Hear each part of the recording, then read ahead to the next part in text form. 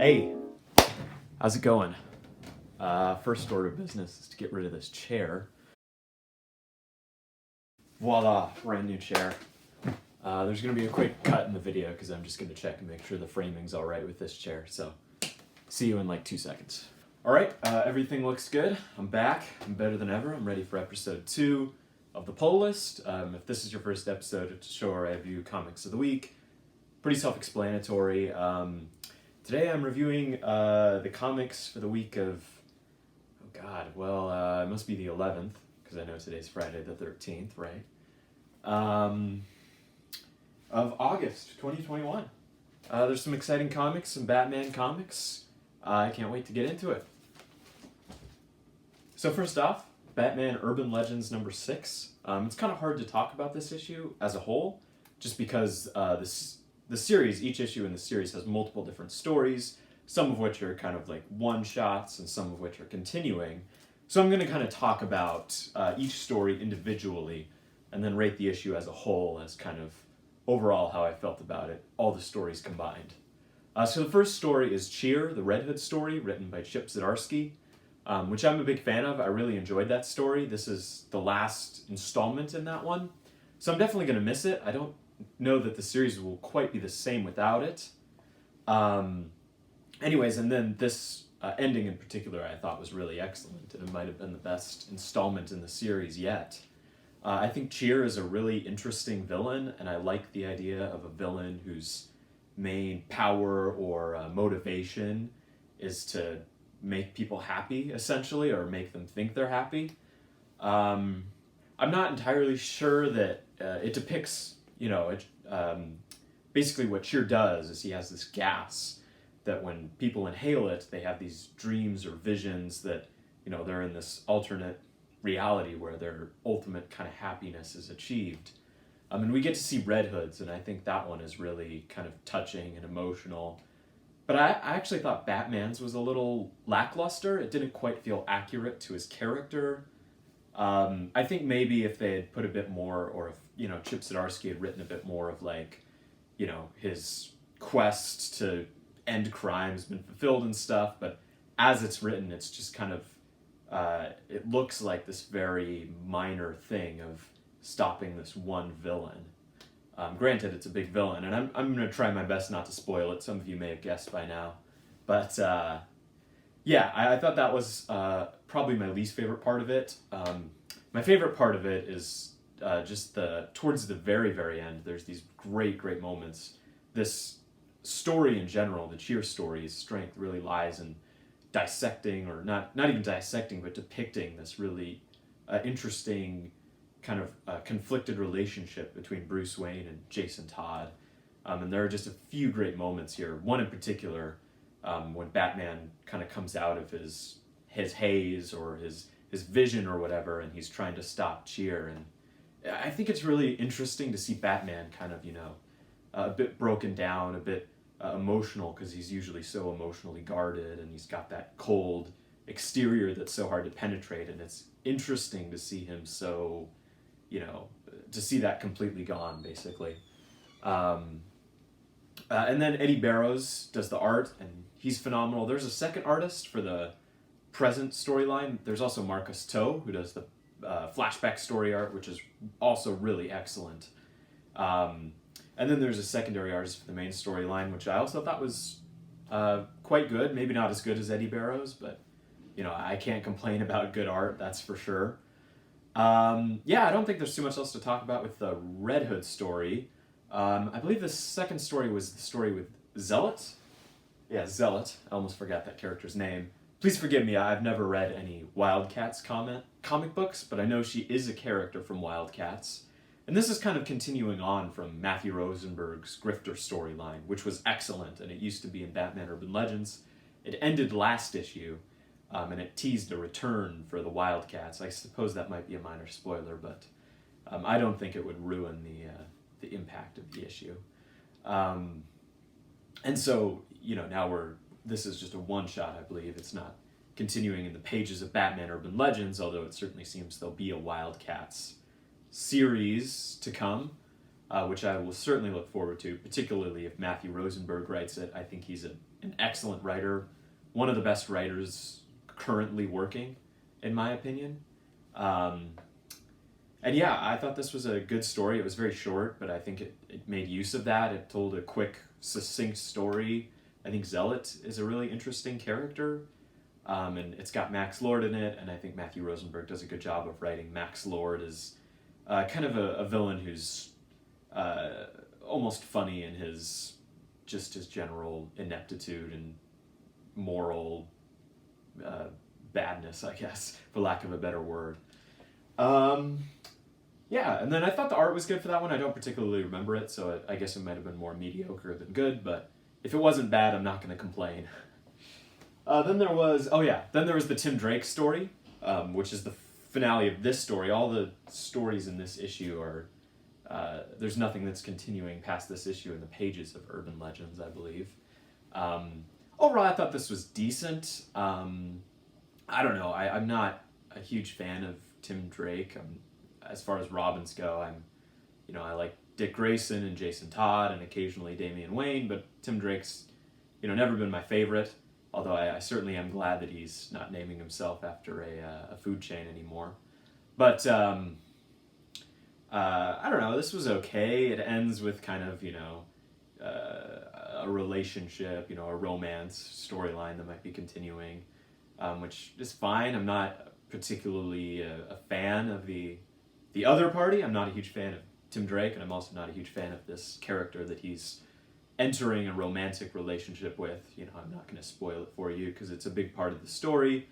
And it's pretty dialogue or inner monologue heavy. There's a few action scenes, which I think, there's one main one, which I think is pretty good. It did feel a bit, now that I think about it, a bit easy, where it built up this chaos monster villain for, granted, only 2 issues or 2 installments. But it still felt like a real threat, a real villain.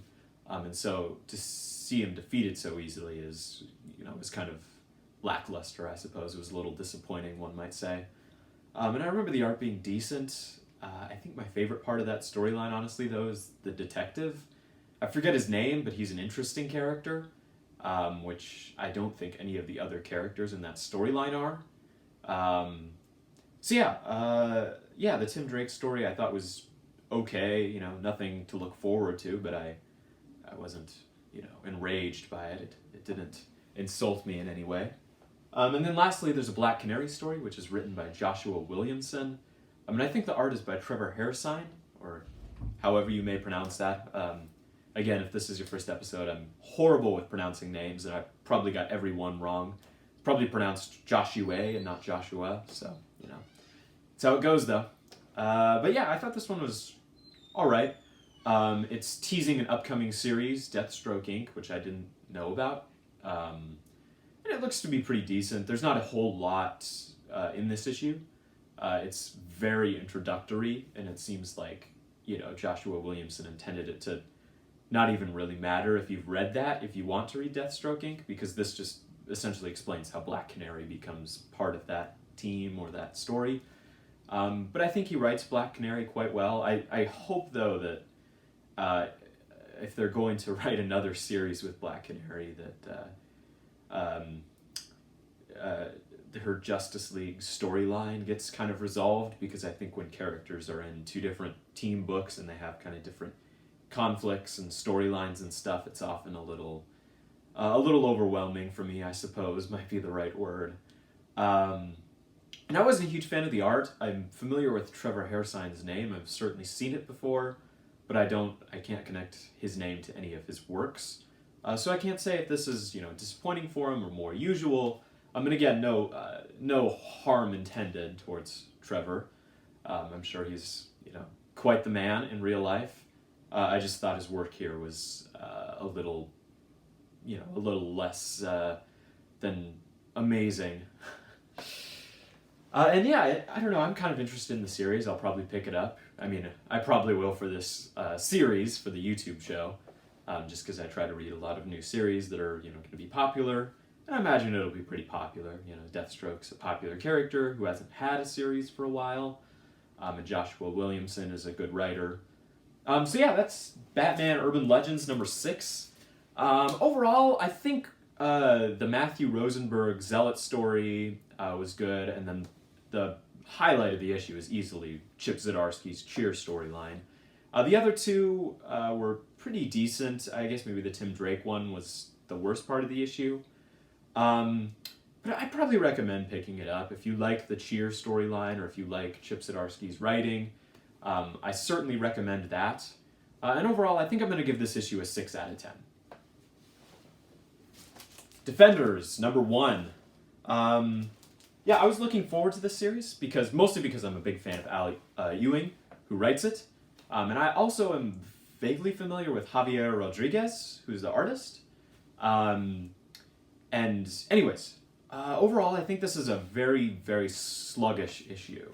And that would be my main complaint about it. And I didn't particularly enjoy this issue. I was a smite disappointed in it, or a mite disappointed in it. I don't believe that's the correct use of the word smite. Anyways, yeah, I don't know. It basically consists of building the team, but not in a particularly interesting fashion. I think what would have really worked for this series, or if they wanted to make this issue better, is not to reveal the lineup until the issue came out, which would be certainly difficult because, you have things like covers to fill and, solicitations to reveal for upcoming issues. So it's hard to do that. But I feel like what I really would have liked, and basically what's happening is Doctor Strange is kind of summoning the members of the Defenders, and he doesn't know which ones are going to pop up because he's using these magical tarot cards. And I think, what would have been good is if you are also feeling the same way as Doctor Strange, where you're on the edge of your seat wondering, who's going to be on the team, who's going to be on the lineup. But instead, all you need to do is flip over the cover and you can see exactly who's on the team. So it's not that much of a mystery. I thought Javier Rodriguez's art was rather good. He certainly likes to do, splash pages, and he's not a huge fan of the traditional panel structure, I can tell, because he likes to do splash pages with creative paneling and that sort of thing, and, kind of telling a story without the boxes a lot of the time, or, illustrating a scene and movement and that sort of thing. And it's good. I think he's not my favorite as far as those kind of artists go. There are certainly better ones, or ones that I prefer, I should say. My opinion is often far, far away from the objective truth. But yeah, and then I think what I liked most is probably the tarot cards themselves. It was interesting because they had their traditional roles. I'm very unfamiliar with tarot cards. I'm sorry to all you die-hard tarot card fans. I know I'm letting you down right now.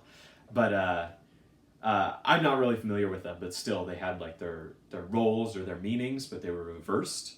And so the meanings would be reversed. Like one card was judgment, but the card was upside down. It was reversed. And that meant that character was judging themselves and giving themselves kind of a hard time and dealing with guilt and that sort of thing. So I thought that was good. Other than that, though, and then I guess the ending cliffhanger, I'm not particularly thrilled by. It doesn't seem, it doesn't really get me that excited for the next issue. And overall, I just thought this was very, very bland, which is weird because Al Ewing is often, his writing style is so distinct and interesting, and that didn't really show up here. I mean, I can certainly get, a little bit of a whiff of, the traditional excellent Al Ewing storyline, but I think a lot of, what could have been with the series is lost a little bit in the ambition, where it feels like he's trying to tell the story with all this cosmic situations going on, and, things like time travel and galaxy-wide changes and multiverses. And it almost feels like he's gotten so caught up in that he's forgetting to give certain characters personalities and, let the characters breathe and that sort of thing. So yeah, I thought this was a bit of a weak issue. And I'm gonna give it a 5 out of 10. Changed my mind at the last minute there. And I realized I slacked off with Batman Urban Legends. Should I keep it in the poll list? Should I not? I think I shall, just because all the stories in this issue ended, and I have no idea what's going to happen in the next issue, what the next stories are, who the next characters are going to be. So I'm going to keep that one in the poll list. Defenders, am I going to keep in the poll list? I am very, very loosely. It's close to not being there, I'll say that. But I like Al Ewing enough that I'm willing to give him a second chance. Infinite Frontier, number 4. So this is an issue I bought. I read the first Infinite Frontier. I didn't read 2 and 3. So you'll have to forgive me. You can, throw tomatoes at your screen or yell at me or throw your iPad out the window if you're watching on that format. I apologize. And it wasn't a matter of I didn't like the series. I just had others that I was keeping track of, and I forgot to keep track of that one and buy it because I like to buy physical copies. And occasionally I forget to buy some. And if you're ever wondering why I didn't review, this huge issue, that's probably why. I just either forgot to grab it when I was at the comic book shop, or it wasn't there. Sometimes they're out of stock. It happens. Nothing to worry about. But I bought this because I knew it was it's a huge popular series, and I wanted to share my thoughts on it. I wanted you guys to know what I thought of it. And even more so if someone's wondering about buying it or if it's good, maybe I can give them a piece of advice if they care what I think. Probably not. Why would they? But no, I thought this was a good issue. I liked the first issue, so I wasn't hugely surprised when it was great, even though I missed 2 and 3. But I could pick up what happened fairly easily, and I think occasionally it's good to gauge how well a comic does at that. Because you have to account for readers who are brand new and who don't follow series religiously and maybe just want to pick up an issue and enjoy it. And I think this is a good issue for that. There's a lot of different storylines going on, although they've almost nearly all converged. The first issue, they were all separate. At this point, I think there's the President Superman and Thomas Wayne storyline is probably the furthest from the main storyline. Which involves like Roy Harper, the JSA, Director Bones, who I think is a really good character. He's kind of a villain in this series, and I think his storyline is definitely my favorite. Joshua Williamson writes him really well. Great villain. Really excellent dialogue on his part. And yeah, I don't have a whole lot to talk about with this one. It wasn't like an issue where I had so much to say. I thought the art was good. There were a lot of artists, but it was pretty great at just shifting between the different artists without looking jarring or anything like that. I don't know. There's not a whole lot else to talk about. I think this series' main strength is just in being like so addicting, and you always kind of want to know what's going on next, and you never really fully know what's going on. And I assume that either with the final issue we'll know everything will be revealed, or there will be a whole bunch more. It'll open up a whole new door of a million more lingering questions about the multiverse and stuff like that. And I'm shocked that this isn't like a huge event series, just because it deals with like the multiverse. And plus, the title Infinite Frontier has been so heavily advertised during DC's kind of new campaign, their new relaunch, that sort of thing. That name's been everywhere, and so for a miniseries to have that title as just its main title feels like it should merit a grander reach across the DC comic spectrum. But it's pretty self-contained. And I think that's good. I'm not a huge fan of events, so I'm not complaining at all when I say that at all. Overall, Infinite Frontier, number 4. Good issue. I'm going to give it a 7 out of 10, and I'm going to keep it in that poll list. X-Force, number 22. I think the first word that springs to mind when I read this issue is mediocrity. It's not a great issue. I'm struggling to remember a whole lot about it, but I remember Dr. Bloodroot was the villain, and I think he's a pretty decent villain. It's kind of that trope of like the villain who blames the hero for something that wasn't really the hero's fault, but that sort of thing. And it had Manslaughter, who's like this Man-Thing-esque character who was created by the Weapon Plus program. So yeah, this it's a bit complicated to maybe follow and whatnot. But I think the story for me, or the issue, got a little caught up in the story, where it didn't feel like there were enough great character moments and that sort of thing. The best part of the issue by far is this little prose section with Colossus, where he's painting a picture where, if you're unfamiliar with the new X-Men comics that take place on Krakoa, they have these sections, these white pages in the issues that feature things like charts or mission reports and little prose stories, and just kind of supplementary materials. But they're all I think pretty good. They're worth reading, I'd say, in most instances. But this issue, the highlight of the issue, was that part. But overall, I don't know, I wasn't too thrilled by anything going on in this issue. It never grabbed my attention. I was never concerned. Minor spoilers, there's like a Krakoa threat, a threat to Krakoa, but I never was worried that Krakoa was going to be invaded or anything like that. And I think Manslaughter's a good character, so it's got that going for it. And I think Dr. Bloodroot's a pretty good villain. And I'm also glad. I was a little worried when I read the issue that it was going to be, like I mentioned with the Tim Drake story in Batman Urban Legends, it was going to be a too easy defeat for a villain who seems rather powerful. But they hint at the end of the issue, that trope of, we haven't seen the last of, but I'm actually kind of excited to see that trope because I didn't want it to end that way. And I don't really remember the art, so it must not have been that excellent. I read this issue 2 days ago. You'll have to forgive me. I'm a bit of a slow reader too, so sometimes my episodes may come out very late.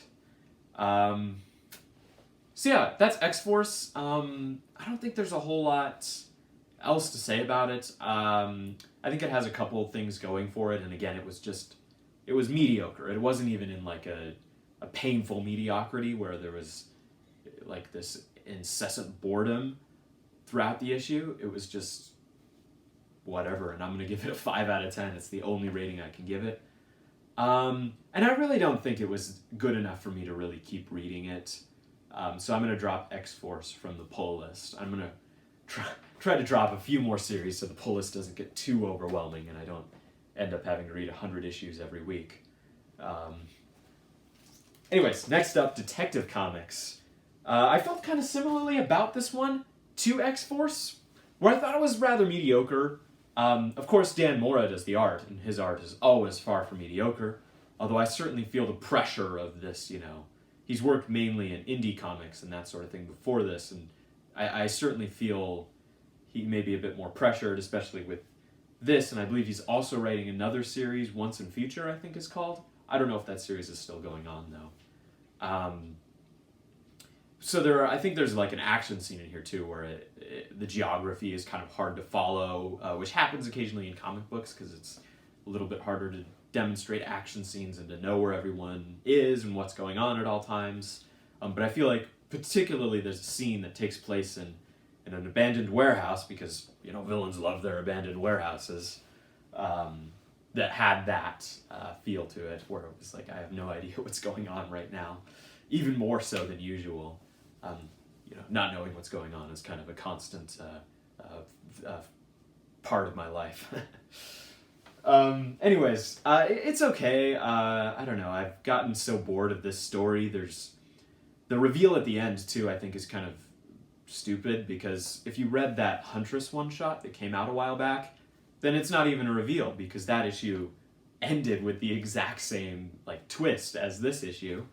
But I guess if you didn't read that, it'll be shocking. And I was, excited to see what happened with the Huntress issue. Now I'm less excited just because I feel like this series is starting to wear its welcome out a bit. Anyways, I don't know. There's not a lot to talk about just because not a lot happens in this issue that's like noteworthy.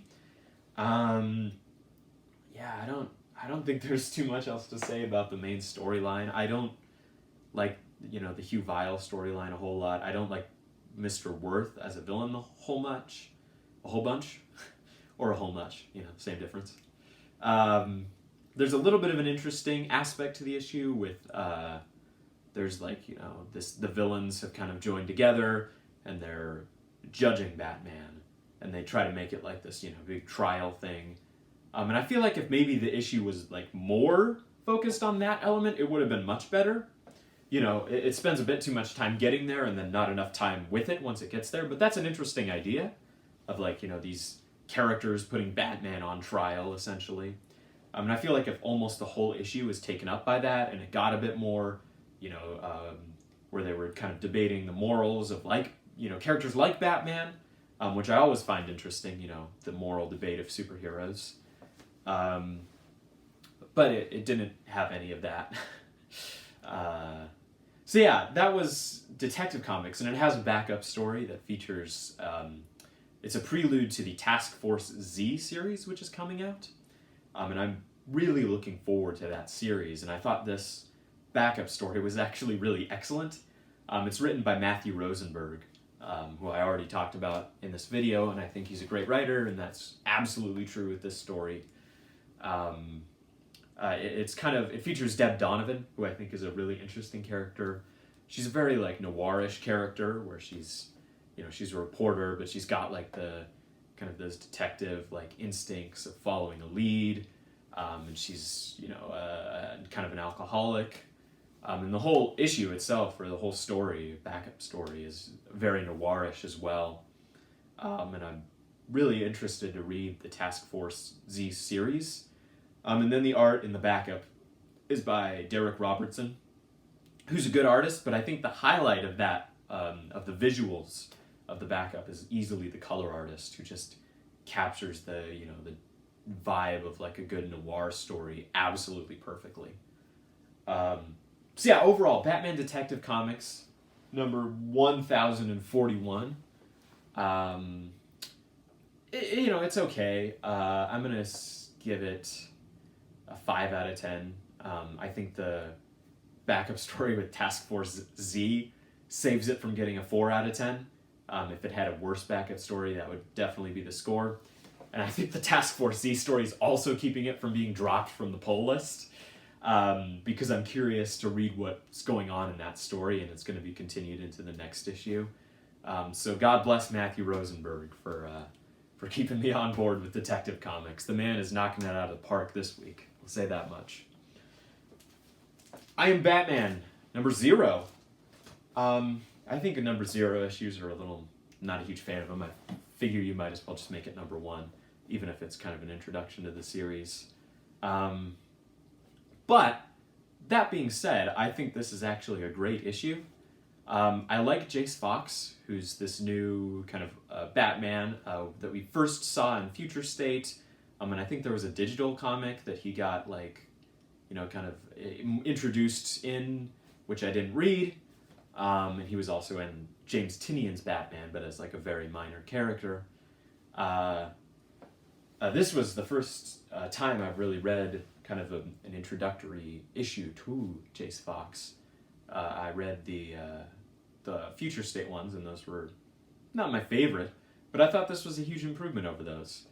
I think John Ridley's past as a screenwriter really shone through with this issue, where he's got, like, that cinematic pacing and style and dialogue absolutely down, and it really pays off with this issue. I think it kind of goes into the idea of, like, you know, Jace Fox, his character, I think, is really interesting. I'm very excited to read more of these issues to see more of him, and he's kind of, you know, he wants to use this Batman suit, which is built using tech from his father, but his father's tech was also used to build the Magistrate, which is, like, this big kind of police force, which is owned by Simon Saint, and he hates the Magistrate for damn good reason. So he wants to use the suit for his own good and kind of exploit the tech and that sort of thing. And so, you know, people are asking, though, like, or his associate, is asking, is this really something you want to do, or is this, just your daddy issues manifesting and, in a very physical form. And I thought that was interesting, and it goes into the idea of symbols and how symbols can be really shallow sometimes. And overall, I really enjoyed this issue. It had me the whole way through. I was always kind of hooked and interested in the story. It never really let up.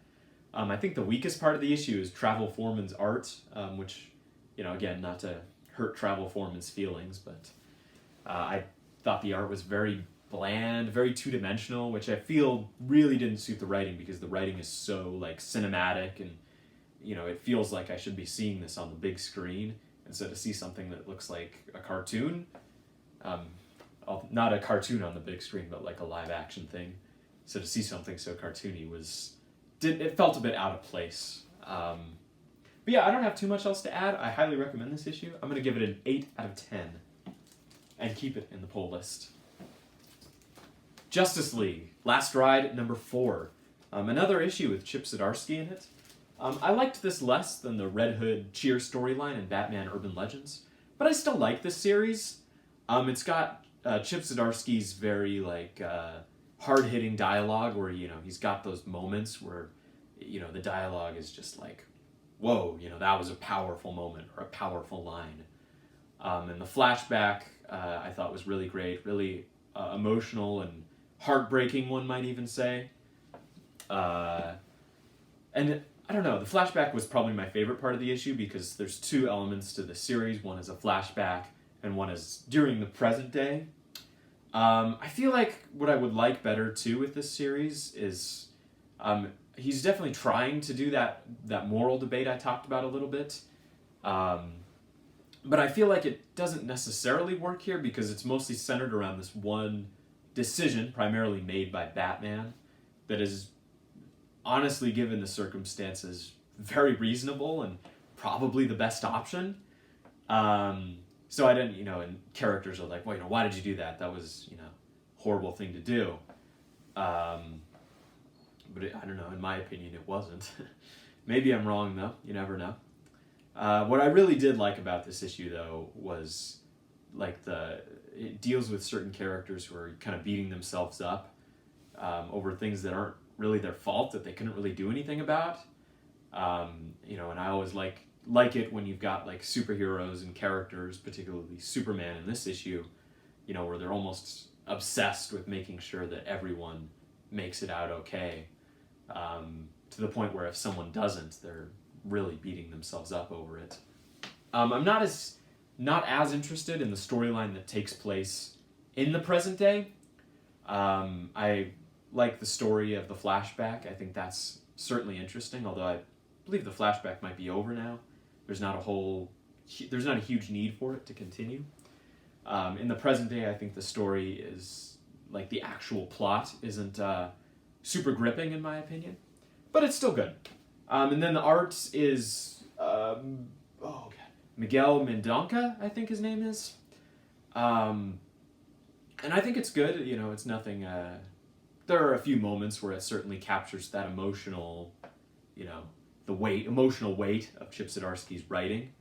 So actually I thought it was pretty good, now that I talk about it a little bit. Sometimes I can talk myself out of the craziest opinions. And today was one of those days. So yeah, Justice League Last Ride, number 4. I'm going to give this issue a 7 out of 10. The Joker, number 6. This is another issue with a very slow pace to it.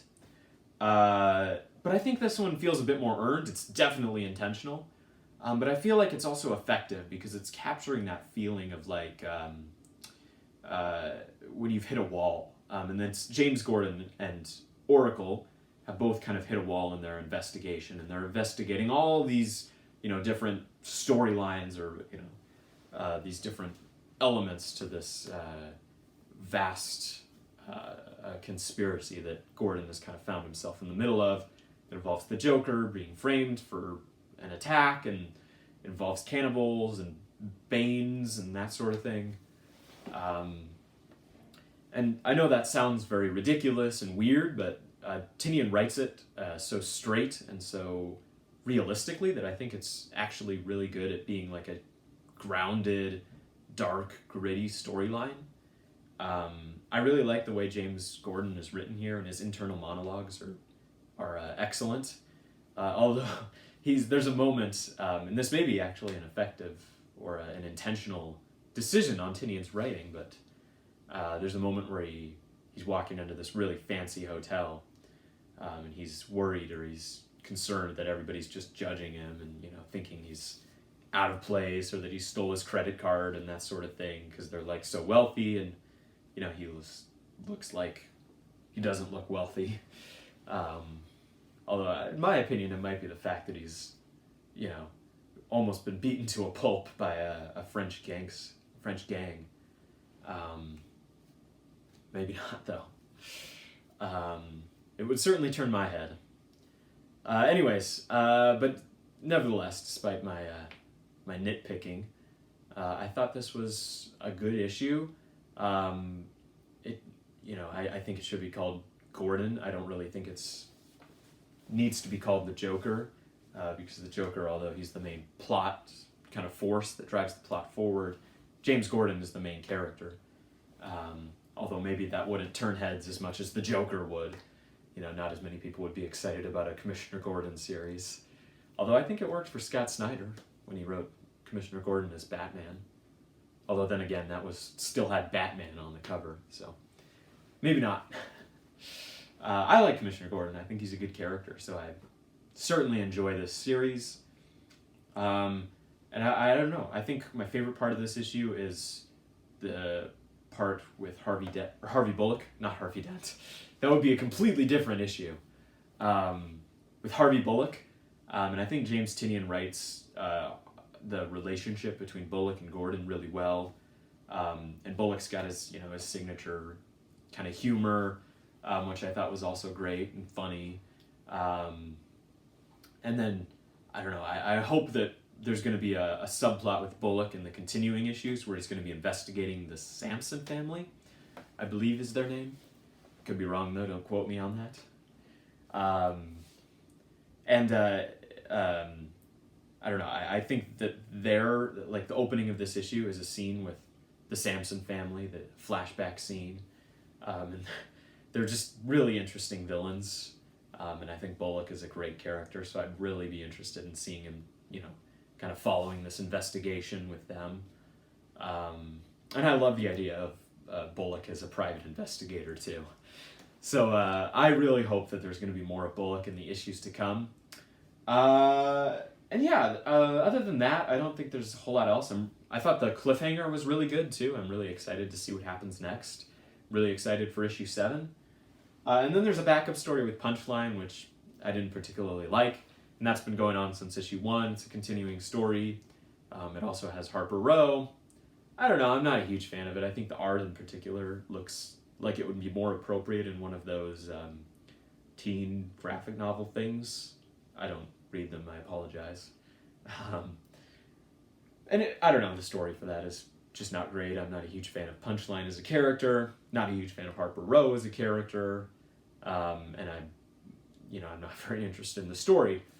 But overall, I thought this was a very good issue. Oh, and then Guillaume March's art, which I think is good. It's, very atmospheric. The color art is excellent in this issue, and the series in general.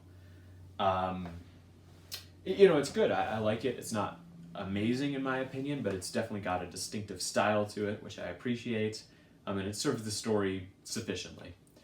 But yeah, overall I thought this was a good issue. Certainly a slower issue, but I think it really captures that feeling of being stuck, which is certainly very relatable for most people. I'm gonna give it an 8 out of 10.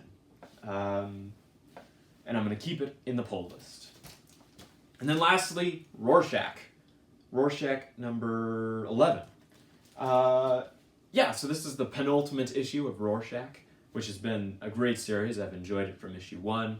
I don't think there's been I think there has been an issue I disliked, but beside the point.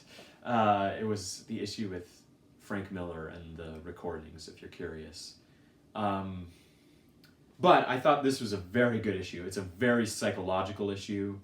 And it's kind of trippy in its own way. It's not like, really over-the-top trippy, weird. The art is very, just realistic and just kind of shows things in a very plain way, but not in a bad way. Jorge Fornes is a really great, talented artist. And I think this is, in my opinion, I think this is probably one of Tom King's best series. I'm not the biggest King fan, but I liked his writing a lot here. It was very different from his usual. And I'm a huge fan of detective stories and investigations, and there's a lot of that here. There's a lot of that with this issue in particular.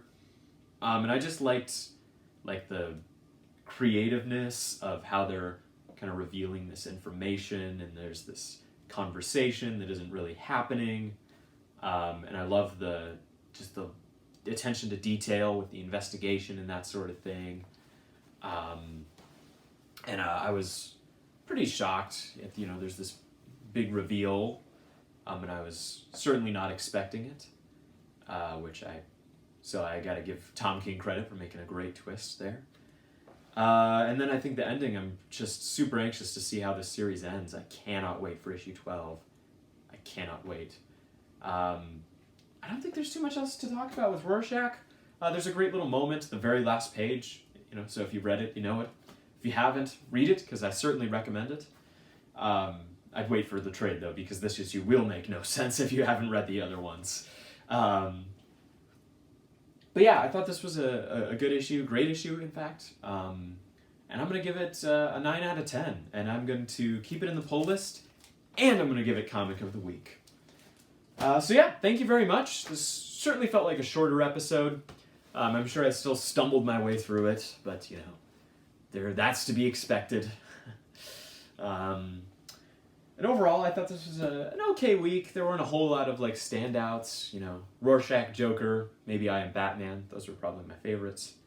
And then just a heads up, I'm going to be on vacation next week, so I won't be able to get out a review that week.